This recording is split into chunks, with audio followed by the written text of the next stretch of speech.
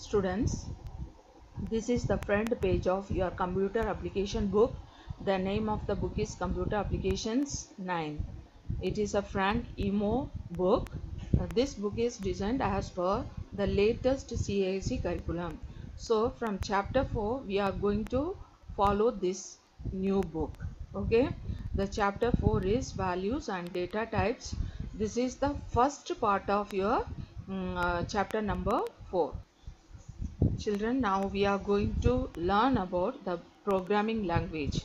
So throughout the whole year in class 9 you are going to study about the programming language in computer applications. Okay, so what is a programming language? A programming language is a formal language. So programming language is a formal language that consisting of a set of instructions to produce various kinds of output. So if you want to see any output, you have to give some instructions to the computer.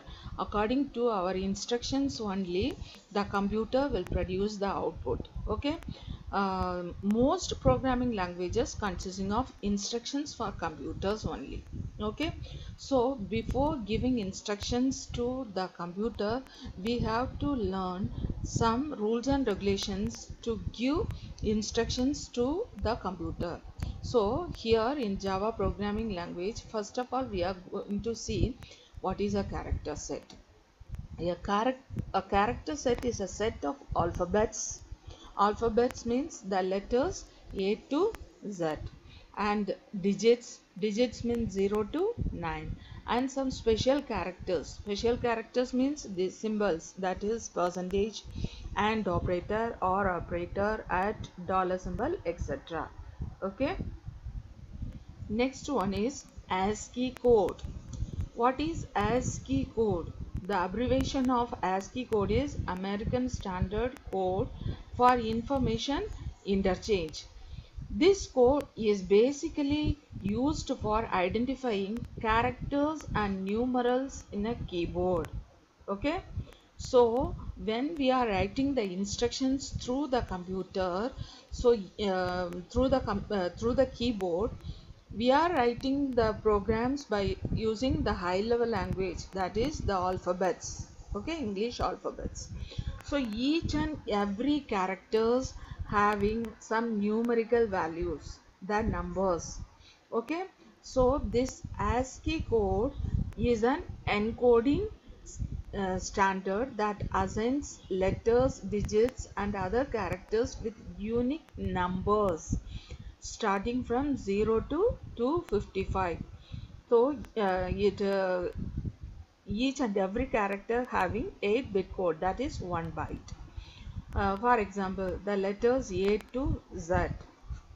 So capital A to Z, the numerical values are from 65 to 90. Small a to z, the values are from 97 to 122, and the digit 0 to 9 means the ASCII value is 48 to 57. Now we are going to see Unicode. Unicode means universal character encoding code.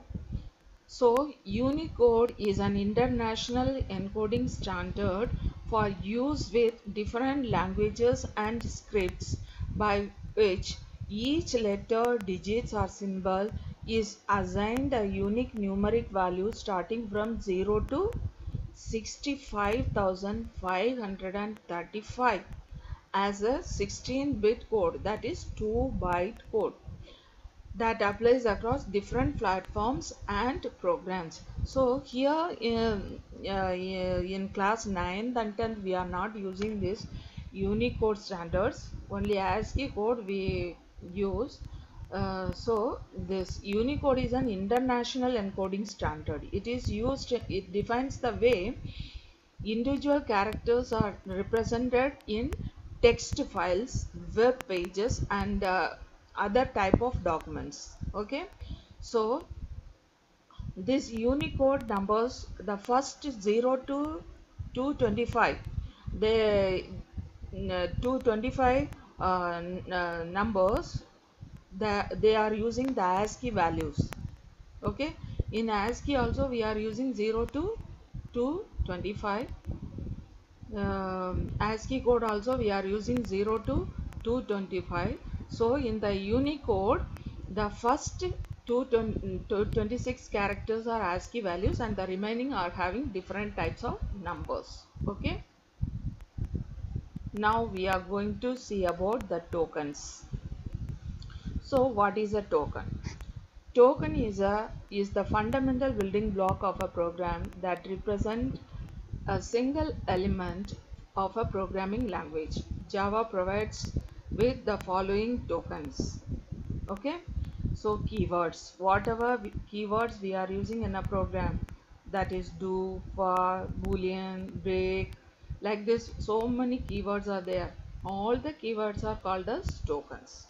Then identifiers, all the letters, alphabets, and a group of alphabets, okay, individual alphabet as well as the group of alphabets, everything is called as a token. Then literals, that is a group of numerical numbers or a individual number. For example, 3652, this is also a token.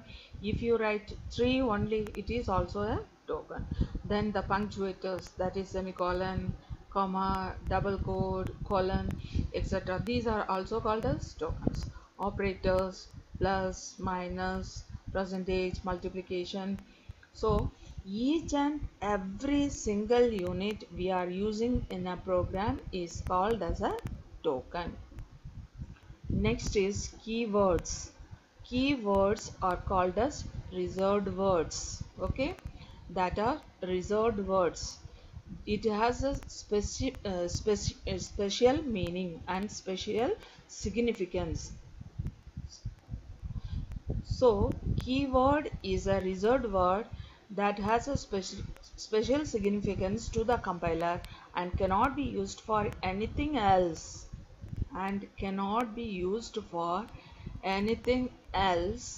other than what it is intended for.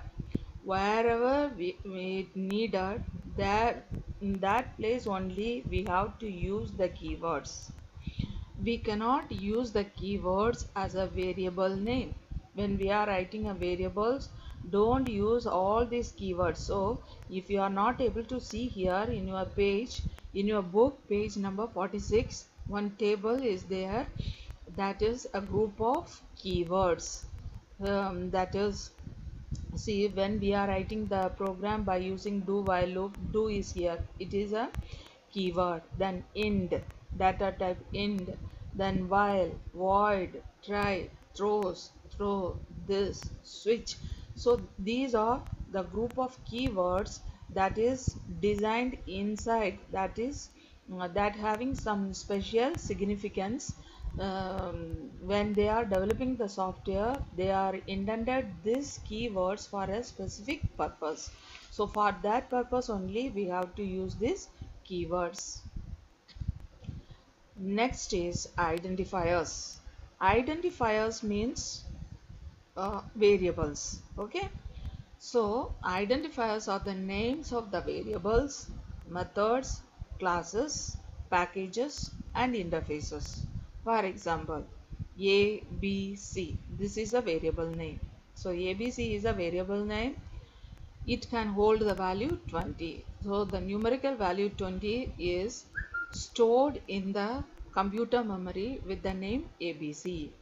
A equal to 90. So A is a variable. Then AB underscore C. This is a variable. So these are the variable names. So this is called as an identifier. Students, while using the identifiers, we have to follow certain set of rules.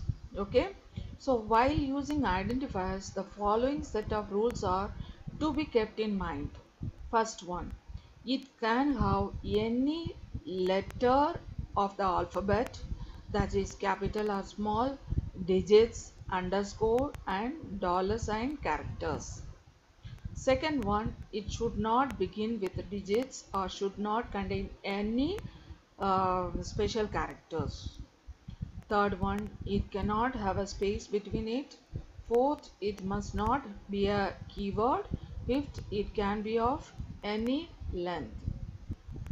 So here you see, students, first one is it can have any letter of alphabets, capital or small, digits, underscore and dollar sign characters. See, these are the valid variables. Capital A, we are using one letter for the variable name. B equal to 32, this is also a valid variable. ABC, this is also a valid variable. ABC 1 2, it is a group of alphabets and numerical numbers, so it is also a valid variable. See, here we are using the special character dollar in between the characters. This is also a valid variable name. The next one is it should not begin with digits or should not contain any special characters. If you are writing like this dollar ABC 30, so it is an invalid variable. We are using this special characters in between the alphabets, it's okay. If it is in the starting, it is an invalid variable. Here you see 1 2 AB, so it is the variable name is invalid because we are using the numbers in the starting. So, okay, so these are the examples of invalid variable. The next one, it cannot have a space between it. So see, AB, in between AB and C there is a space. If there is a space in between the variable name, it is an invalid variable name. Okay, here you see this, then again a gap is equal to 25, so this is also a invalid variable. So how will you write this? A B underscore C equal to 30, so it is a valid variable name. This underscore is, so this is a valid variable name. So these are called as valid variables. If you want to put a group of words, so don't leave a space between the words. So if you want to keep two words, so you can put underscore in between the words, so it will become a valid variable. Okay, next one is it must not be a keyword. So children, we saw here some keywords in page number 46. So these keywords must not be a variable name. Okay, see, for example, for is a keyword, no? So we cannot be able to use these keywords as a variable name. Then break is also a variable, so we cannot able to use this one. So next one is it can be of any length. So you can write any length, the name of the variable should be any length, but the one thing you have to keep in mind that there will not be any space in between the words. So if you want to write a variable name as a big variable name, so put the underscore between the words, or you can if you don't want to leave any space, then you have to write like this. Okay, these are valid variable names. So students, here we are going to end the part 1. So the continuation of this chapter is we will see in the next part. Okay.